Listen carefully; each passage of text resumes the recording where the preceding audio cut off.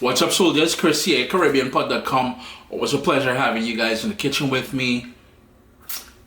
Fry aloo with leftover stewed pork, and aloo is basically potato. I've got two recipes to share with you featuring leftover stewed pork. You can find the recipe for the stewed pork on CaribbeanPod.com, but with leftover stewed pork, fried aloo, you're gonna love this one. Stay tuned. Yeah, so this is the exact same pot that I cooked the stewed pork in. And the brown bits that you see there, it's called fond. And that has a ton of flavor. I was about to wash the pot and I'm like, hold on, Chris, what you doing, Aya? So anyhow, medium flame.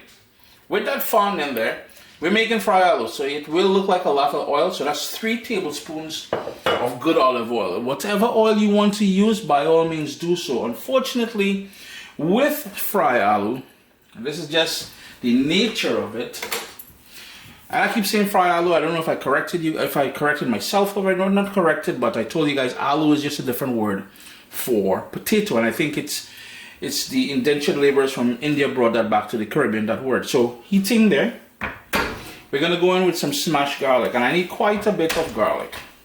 In total, I have about 8 cloves of garlic, and what I was going to get at there is when my mom would do this dish, and to this day, she does use quite a bit of olive oil now.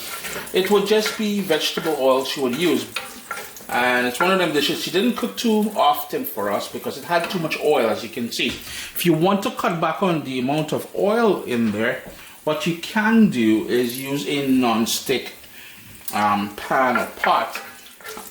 I just want to give this oil some flavor. I'm scraping the bottom of the pot here just to release some of that fond. And I have my potato already peeled, cut up into really thin slices.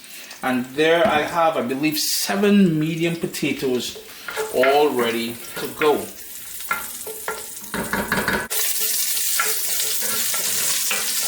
We have some nice brown edges on that garlic, so right away I'm going to go in with all the potatoes.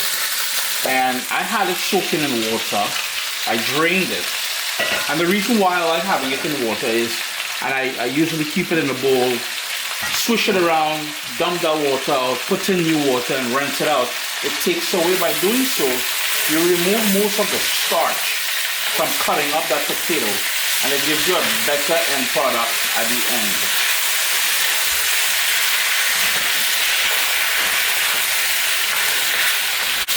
Give that another quick stir. I want every piece to be sort of coated with the oil.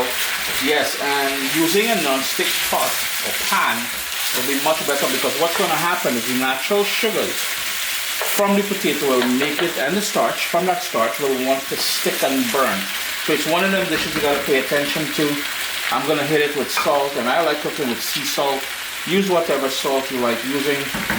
I'm going to give that a quick little stir. And I'm going to put the lid on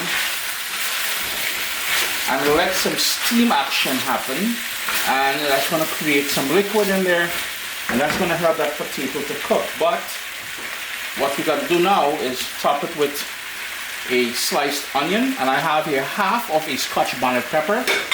I remove the seeds and the membrane around the seeds because that's where a lot of the heat is going to be. I want to keep it relatively tame. So lid on, pardon my arm.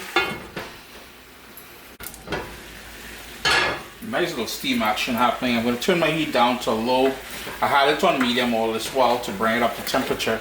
And you notice we've got that steam action happening. Some liquid is sprouting up. Just going to give that another quick little stir. I'm going to put the lid back on and cook it for about 15 minutes before we do anything else. But before that, some fresh ground black pepper in there. Lid back on. And let that continue on that low heat. Yeah, we got action happening here. So you will notice the bottom of the pot, that sort of burning, sticking action is happening. This potato is pretty much cooked. You notice how it's falling apart, and that's how I like my fry aloo. However, I don't like it wet like this. Well, overly wet like this. So what I'm going to do now is leave the lid off. crank up back the heat to medium, burn off some of that steam, some of that liquid, let that evaporate. You can taste it here for salt and adjust it accordingly. The final step we've got to do is to add the leftover stewed pork to this. Now, ladies and gentlemen, if you wanted to do this completely vegan, vegetarian, ITAL, you can leave out the pork part here and you're good to go.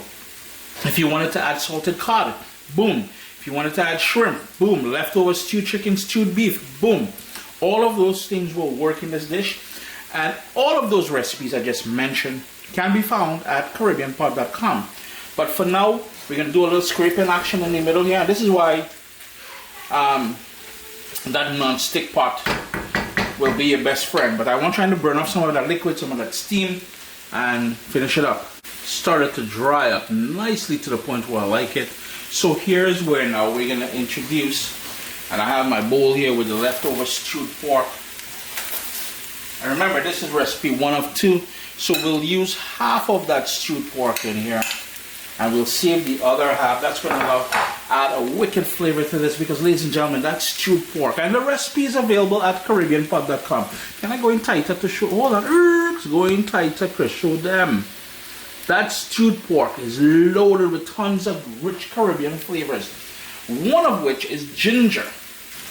I like a lot of ginger in my stewed pork. And that thing will just, next level kind of fry aloo, fried potato. And remember, all that garlic and everything else we have in here is just gonna Some hot sada roti. Yes, Uncle Chris got that sada roti on CaribbeanPot.com, so go ahead, no reason not to make it. It's kind of mashing up now, but small thing. We also got bus up shot roti. Some of you call it paratha, and we've got dal puri roti on there as well. It's all I give it all you had from a long time, Sup, soldiers? Listen, if you enjoy this recipe, I'd really appreciate it if you hit subscribe and click that bell notification thing. If you've made the recipe, take a picture and send it to me. Email address down here. I'm trying to tell people the email address. Them butts will take the address and do all kind of thing with it. And tag me on Instagram at Caribbean Pod. I really appreciate you guys, and thanks for being in my kitchen with me today. Irie. And basically all you're trying to do is allow that pork to heat through, release some of the oils into the potato dish that we got here, into that fried aloo. And you're good. What I added there is 2 green onions or scallions. Some of you call it spring onions. I get my friends across the pond in the UK, you guys call that spring onions. And you're done. Chris here, CaribbeanPod.com. Always a pleasure having you guys here in the kitchen with me. Fry aloo with leftover stewed pork, compliments of dinner last night. We've got video 2 coming up. Stay tuned.